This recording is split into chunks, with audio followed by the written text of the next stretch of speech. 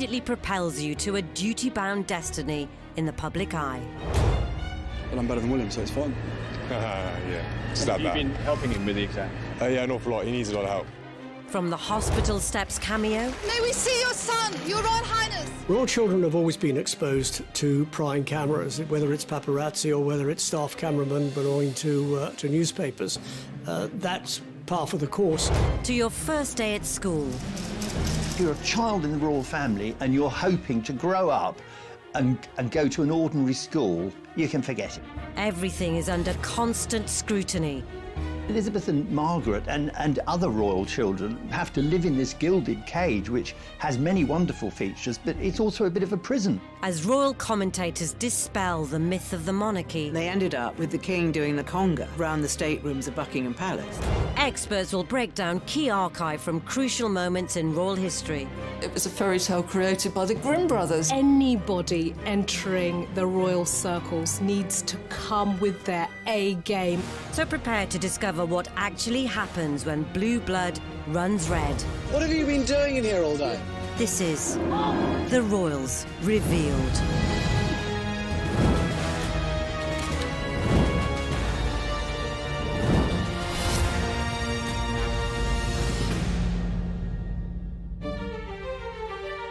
In this episode, we'll reveal how royal home learning is hardcore. The mantra was to spoil the child is to spoil the adult. You've got a mother who is, if you like, mother to the nation, and her own son feels remote from that, removed from that.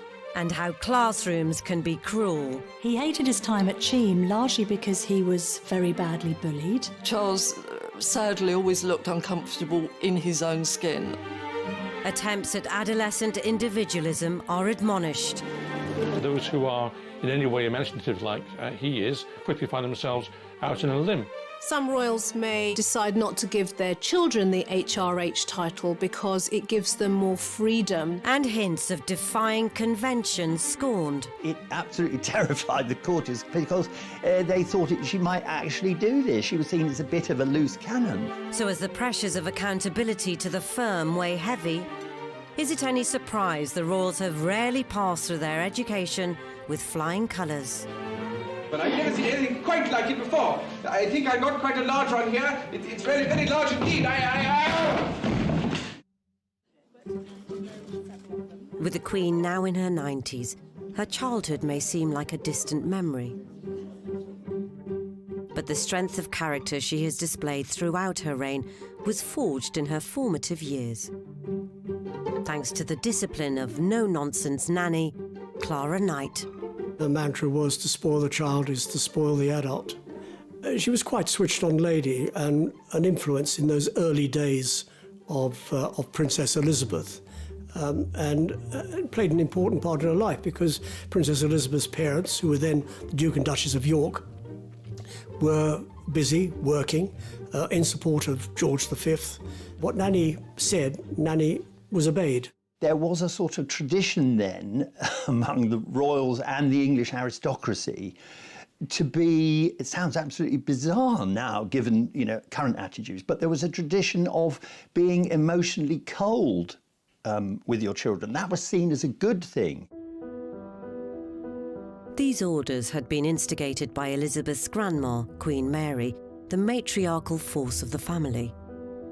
She impressed on Elizabeth the need to understand that she would always be watched. She couldn't do anything where there wasn't a risk of criticism. So there's a famous story where Queen Mary said to the governors, you must teach that child not to fidget. And what that would have done is she would have internalized that messaging from very early on and learned to follow the rules, be a good girl and conform. And that might be one of the pillars of how she functions, self-discipline, self-control and duty.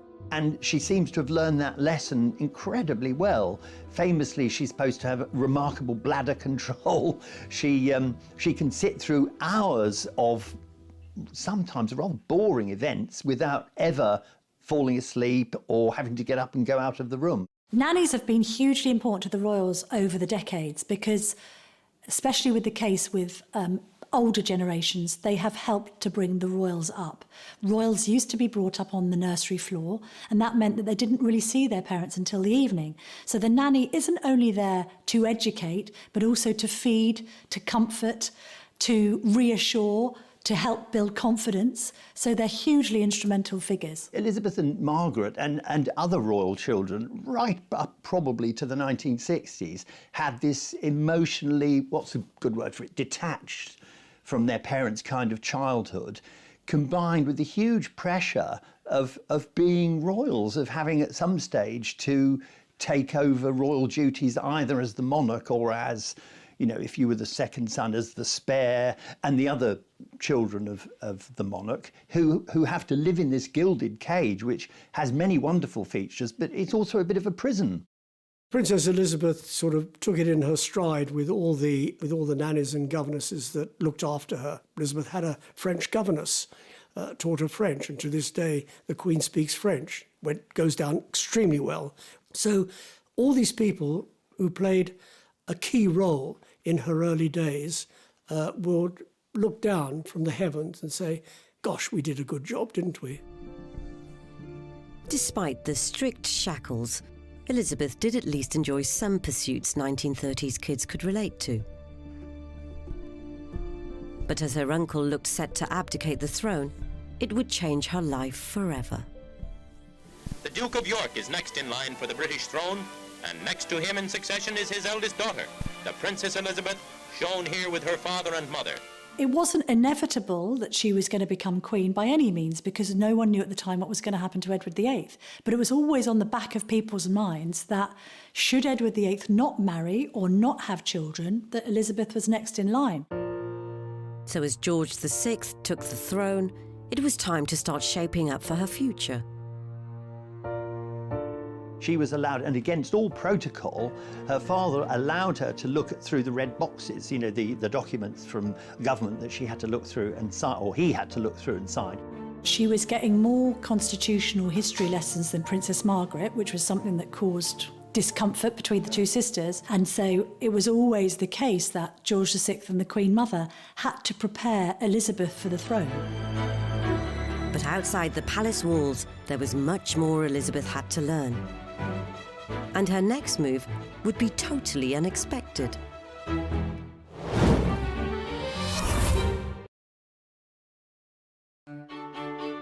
As Princess Elizabeth reached her late teens, she was considered timid to the point of gaucheness. And now, as the heir to the throne and with the country at war, it was imperative to try and change that. When Princess Elizabeth joined the Auxiliary Territorial Service, she felt that it was time for her to do something. She had been a brownie, she had been a girl guide, she'd been a sea ranger. She wanted to do something useful.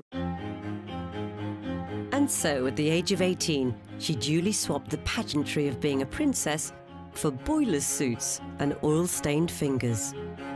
She felt that she should be leading by example, even in those early days. It's easy to be cynical and say, oh, this was just good PR. But there certainly was a PR element, but there was also a genuine feeling. Elizabeth had a genuine sense that she should do this. I think we're getting more clues about the real Queen from the ATS stuff. I think she's been more revealing. She's not doing that by being all singing or dancing, but I think she was marinated in this kind of royal duty role and always looking like the little princess and almost being quite motherly to her sister as well, and being very ladylike. And suddenly it's an almost unisex role where she can use her skills and her brain in work that was known as man's work in those days. And she was clearly very good at it. She still loves to show off that she can do all of that kind of thing. So I think she probably knew this was going to be her only chance to revel in a life like that, because after that it was going to be all about crowns and elegance and being incredibly ladylike. There was also the chance to experience the freedom of having her own set of wheels. She suddenly was out in the wider world. She wasn't living any longer in a palace surrounded by servants. I mean, she certainly went back to that, but it would have given her a glimpse of the wider world, and it would have given her practical skills. Though she was careering around in trucks in her teens, the Queen has never had to take a driving test. Queens don't take tests, certainly not in those days. She learned to drive on the private estate. She doesn't drive on public roads at all, so there's no need to take a test. She's a good driver even today. I've driven with her, never worried at all. But if there was a trace of the regimented lifestyle being eased, that all evaporated a few years later with her father's death, as the premature end of one reign meant the sooner than expected start of hers. The biggest test for Elizabeth certainly came when her father died. And I think also Elizabeth, she did have a strong sense of the history of the royal family, and she knew that her situation as a very young woman becoming the monarch of what was still then a pretty big empire, was paralleled by her ancestor Queen Victoria, who became queen at a very young age and was remarkable in very quickly getting a grip on what was seen as, in Victorian times, an even more difficult task for a young woman. The shock of her father's death was trauma enough. Then Elizabeth had to step into becoming queen at the age of only 25. Now, when somebody experiences the traumatic loss of a parent, sometimes their way of dealing with it is to throw themselves into work. And I wonder whether this is something that she did. She just focused on her duty. The narrowness of her education was the perfect preparation for being the monarch, because she's very single-minded. She hasn't been distracted by all sorts of other intellectual possibilities. And so that focus has enabled her to hardly put her foot wrong for decades while she does this one job that she's really, really good at. But no matter how well she took to becoming the monarch, her sense of duty had a knock-on effect for her own offspring. Charles was a lonely child, primarily because the Queen had to go off and do the job for which she was anointed to, and therefore had to leave the children around. Prince Charles was only 3 when his mother became queen and knew no different. So from that point onwards, his destiny, his path was marked out before him, even when he was just a toddler. You've got a mother who is, if you like, mother to the nation, and her own son feels remote from that, removed from that. And I wonder whether, from his point of view, that psychological and emotional bonding and closeness didn't happen in a way that made him feel secure with her. By the time he was 8, the Queen and Prince Philip decided Charles needed the company of children in a classroom. Someone said he thinks too much for someone so young. And throughout his life, but especially when he was a child, it's very clear that he was, I wouldn't say oversensitive, but certainly more sensitive than would work to his advantage. So Charles became the first heir to be educated outside the palace. He hated his time at Cheam largely because he was very badly bullied. I think he didn't particularly enjoy being away from home and was terribly homesick. The students there seemed to perceive that if they befriended Prince Charles, they would be accused of sucking up. Even Sports Day, supposedly one of the highlights of the term, brought the embarrassment of having to introduce his parents to his classmates. And his exacting father wouldn't have been impressed by his aptitude for competition. Philip's answer? Get tougher. He's making the decisions about what happens to the children and where they're educated. And he wants his son to go to Gordonston, where he feels his sensitive child needs to be toughened up. Although Gordonston suited a character like the Duke of Edinburgh down to the ground, very self-possessed, more academic, with great sporting prowess, it was absolutely the wrong environment for a boy as sensitive as Prince Charles was. He still hasn't fully forgiven his father, even now, all these years later, for those early experiences. Having made it through his hardships in the Scottish Highlands, ending up as head boy with 5 O-levels and 2 A-levels, Charles made his way to Cambridge. Prince Charles famously was admitted to Cambridge with grades at his A-levels that no other human in the world could possibly use to get into Cambridge. So in a way that epitomises the difficulty of being a royal, that you don't have to try. I mean, you can be very average intellectually or not bother at all at school, because the end result will always be the same. You're going to be in the royal family, you're going to be opening hospitals, shaking hands, and in a way that's both the blessing and the curse of being in the royal family.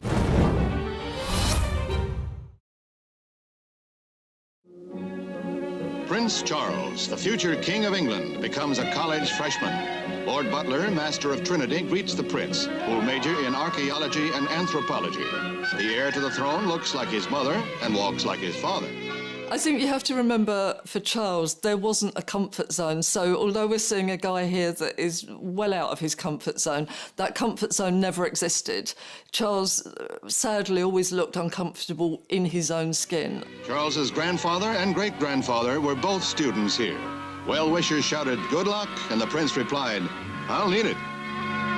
And I love the way that he kind of cracked open a royal gesture that is used a lot in emergencies here, which I call the pointless point.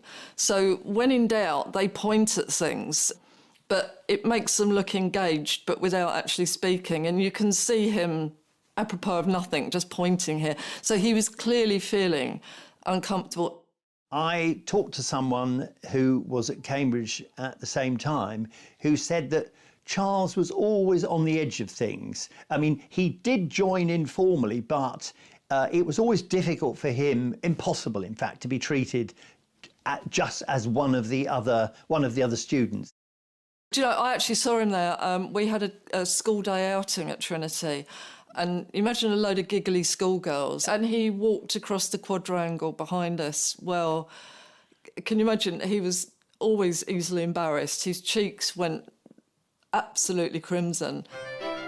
Undoubtedly, his most striking contribution to student life was as a member of the college's drama group. And here I am, showing just how adaptable the sports commentator can be. All alone on in a deep-sea fishing boat with just my rod and line, the great unknown, a few helicopters and ASDIC, but yes, I do believe I got a bite. I think he threw himself into theatre because that is what was the one aspect of schooling life that he had enjoyed and that he was actually quite good at. His versatility encompassed enthusiastic sports reporter. Take up the straight. This is most exciting, ladies and gentlemen. I've never seen anything quite like it before. I think I got quite a large one here. It's very, very large indeed. An eccentric guy besieged by hostile bagpipes.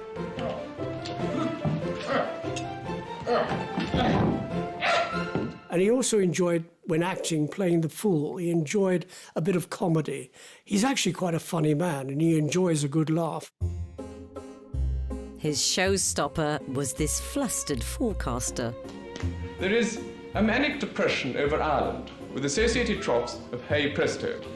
An obsession under Sweden may develop or be relieved by a warm front. Behind that will come a cold back. Whatever comes next.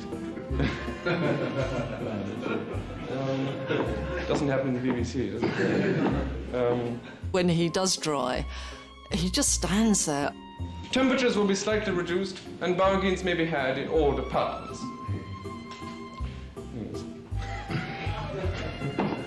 See how we need a dress rehearsal. And his cheeks go absolutely livid and we can see them getting redder and redder and redder, so we know he's dying inside. Oh, yes, he is. But I suppose, you know, he'd been pushed at Gordonston, he'd been pushed all his life. You could probably hear the Duke of Edinburgh yelling at him, "You should never have done this anyway, but now you're up there, you've got to finish it." Fortunately, he remembered his studies better than his lines and wound up with a 2-2. Oh, yes, I know. Legend has it the bodyguard who was present at all the lectures got a 2-1.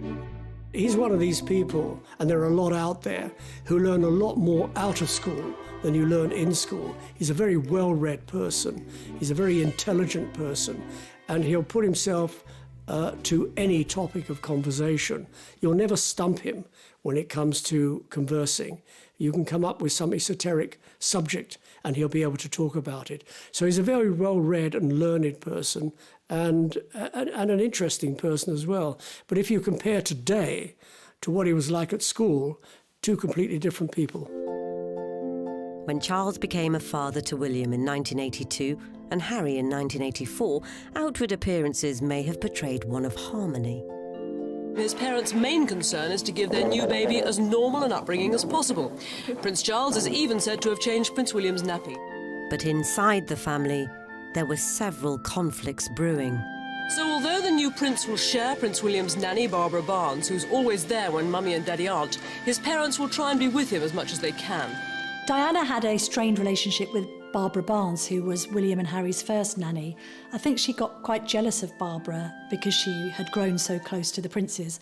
And being a maternal figure and somebody who wanted to be hands-on, I think Diana didn't want to be pushed out. Diana didn't want William and Harry to be brought up on the nursery floor. She loved to look after people, so she was a great nurturer. Got to remember that before Diana married, she was an assistant at Little England Kindergarten. She had an affinity with children. She adored children. If she could have had an army of children if she tried hard enough. We have all seen those pictures with her outstretched arms, hugging William and Harry. She ripped up that royal handbook. Why? She's a product of different times. You know, perhaps a lot more psychologically aware about what her needs were. She knew what she wanted in her life. She wanted to be hugged. She wanted to be loved. Royal staff witnessed this contrast to previous generations firsthand. When I was working at the palace, William and Harry were just like normal children. They knew that their mother was special. They knew that their father was special. Their grandmother was the Queen, but it didn't go to them. They just behaved like normal children. William was slightly more reticent than Harry. Harry has always been a bit gung-ho. But they were normal kids. They enjoyed doing what normal kids do. And also, famously, she insisted, to the horror of some of the courtiers, she insisted on taking them to McDonald's. Diana gave them the high street. She gave them the movie house, the hamburger joint, the departmental store, the supermarket. Diana may have been fighting a losing battle to try and give her kids a normal upbringing. Why? Because they are privileged, they are royal, they're already in, if you like, that gilded fishbowl. That's where they are. But I think her attempts to do so may have given them some more balance. You know, showing regular people, taking them to charities, you know, seeing real poverty may have also been messages that they internalise so that they have a much more balanced outlook rather than just one worldview, which was narrow and privileged and remote. So, how would William and Harry go on to fare when they'd had to fend for themselves in the big wide world and media spotlight glare?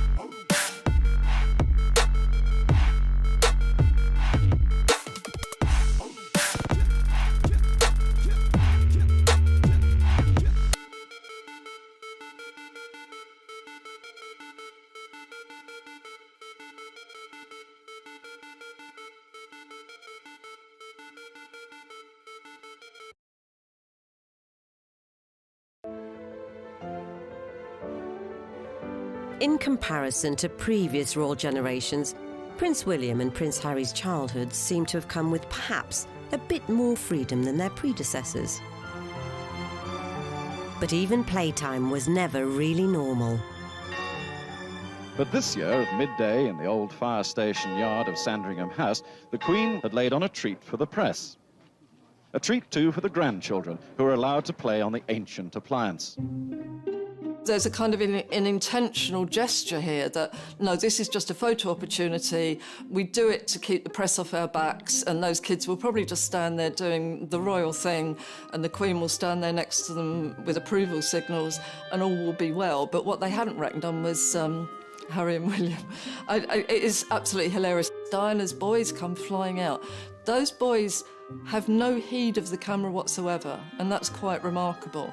They just see the fire engine, and it's major clamber time, and you can see Diana just standing there, not intervening, because clearly she wanted normal children, normal boisterous children. But the Queen is almost quietly imploding. You do not see the Queen using body language very much. It's as rare as hen's teeth. But there's a huge display here. She emerges anyway with an unusual hand gesture for her, meshed fingers in the clasp. And I think that's because she's holding on to her temper for dear life. She also, when she comes out, you can see her licking her lips, which is a sign that the adrenaline is beginning to build up, that all is perhaps not well in the firm at that point.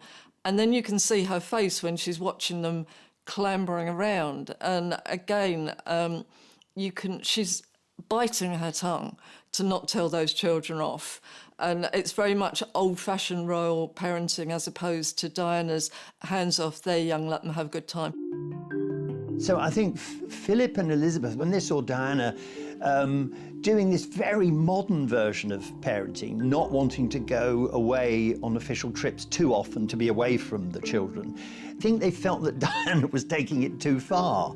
And that's where we reached the point where duty and private life come into conflict. I think the Queen, Charles, and Prince Philip felt that Diana was sacrificing duty to some extent to this notion that she had that she should be an ordinary mother.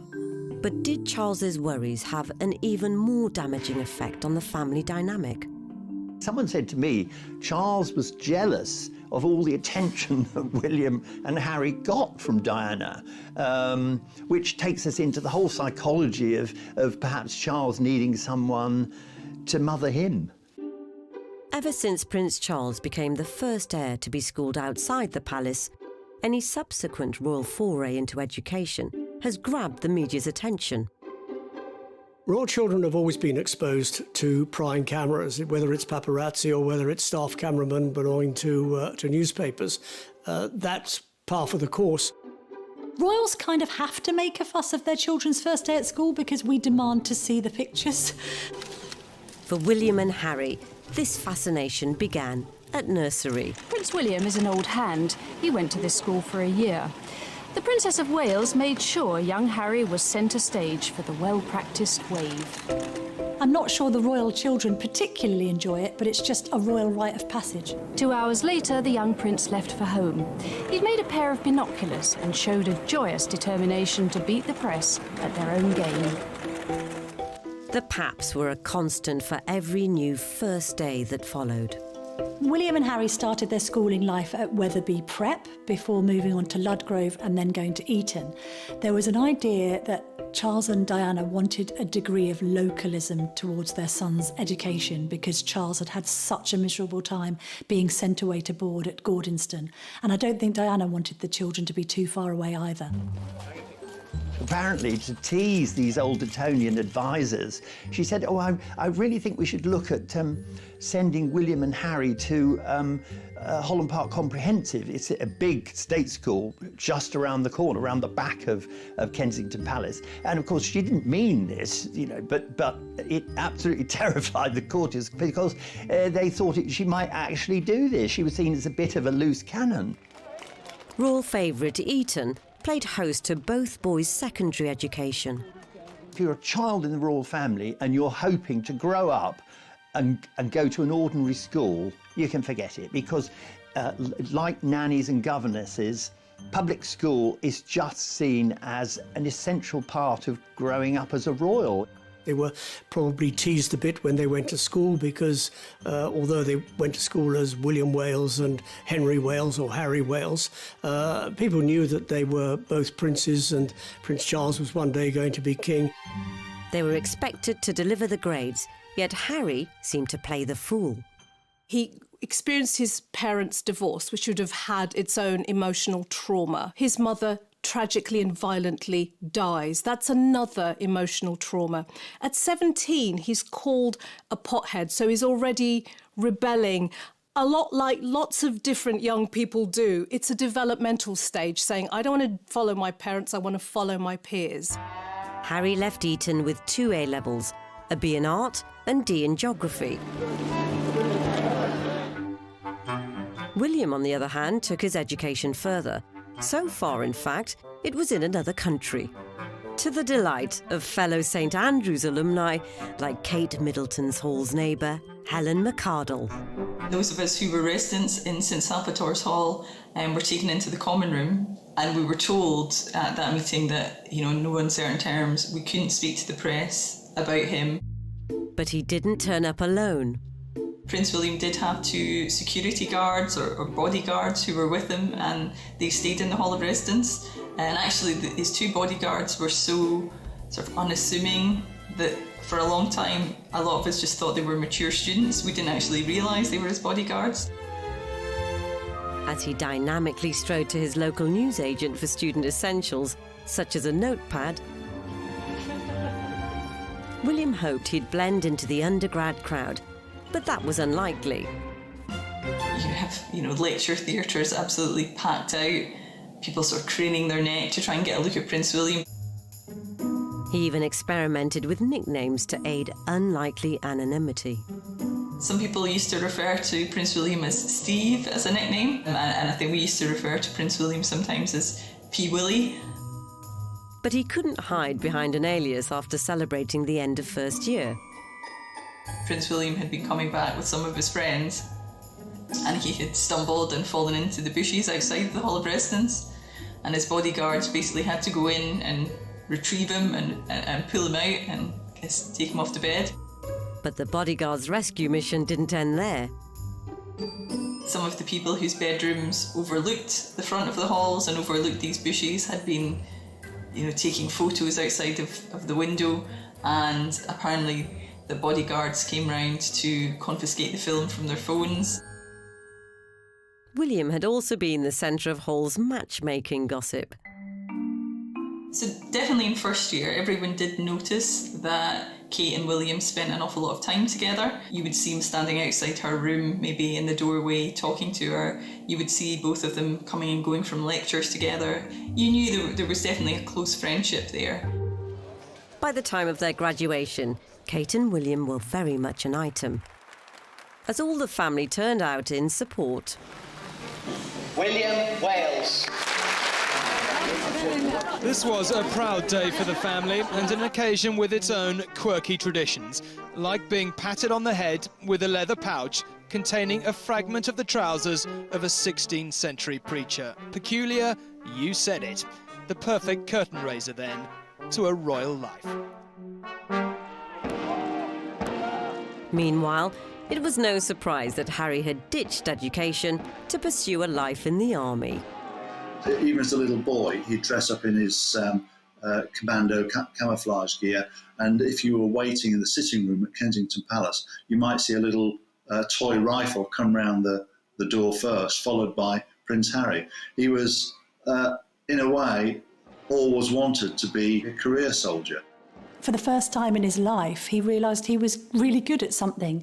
Much had been made of his academic record by himself, actually. He used to laugh and joke that he wasn't academic and couldn't get good marks in anything. Harry had gained a place at Sandhurst, despite having not been to university, and even more remarkably, was eventually selected for the elite Apache co-pilot gunner course, which put him on a collision course with William, now himself a qualified pilot with the RAF. The brothers had always enjoyed a healthy rivalry throughout their lives, from impromptu sprints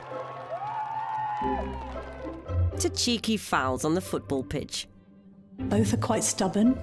Both are extremely competitive. And the military brings out a spirit of competition, and I think there may have been resentment on William's behalf that Harry got to serve on the front line and he didn't.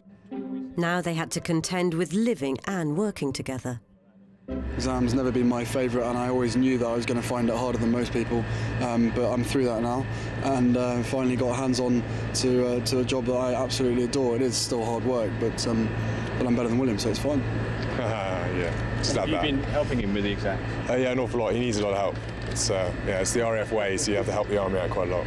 Banter is always a dangerous game to play when you don't use a lot of eye connect and you're not completely tuned into the other person, and the other person, particularly if they begin to change, if they begin to grow up, if they begin to want to be seen in a slightly more dignified way at times, and you've still got this chipping away banter, it can turn into conflict very easily.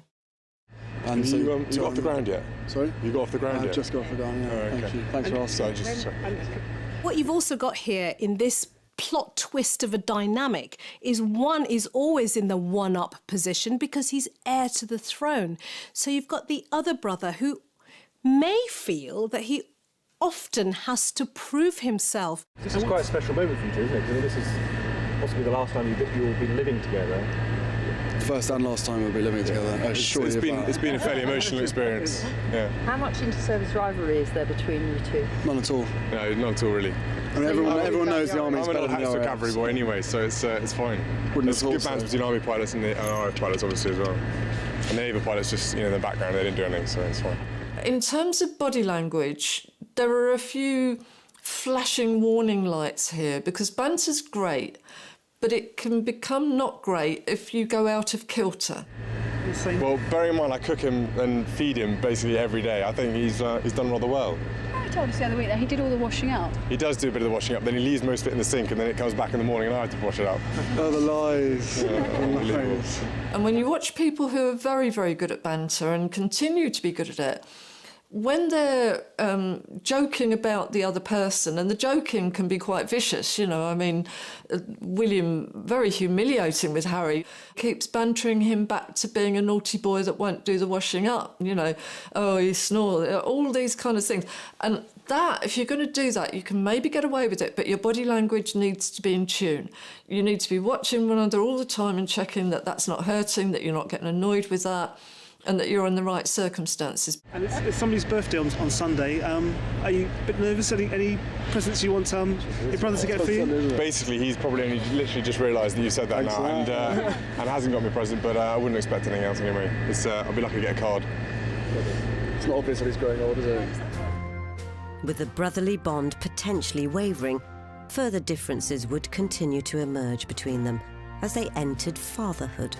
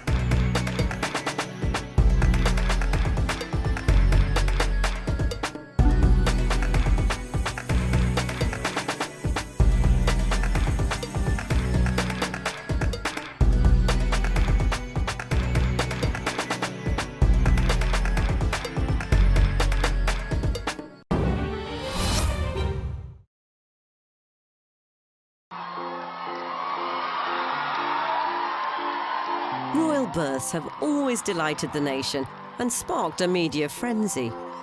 Ahead of him, all the strangeness and the razzmatazz of being the son of the future king. Wonderful, this news about Princess Margaret having a baby. I think it's gorgeous. We've even placed bets on what they'll be called. Have you any choice of a name? Not really, I hadn't thought about it. Perhaps Hugh, a Welsh name. A Welsh name, you think? Yes, I think so. I actually think they should have called him Henry.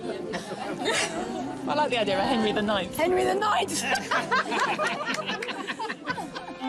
With Prince William, a father of 3, and Harry welcoming Archie into the world, scrutiny surrounds how the new generation will be raised.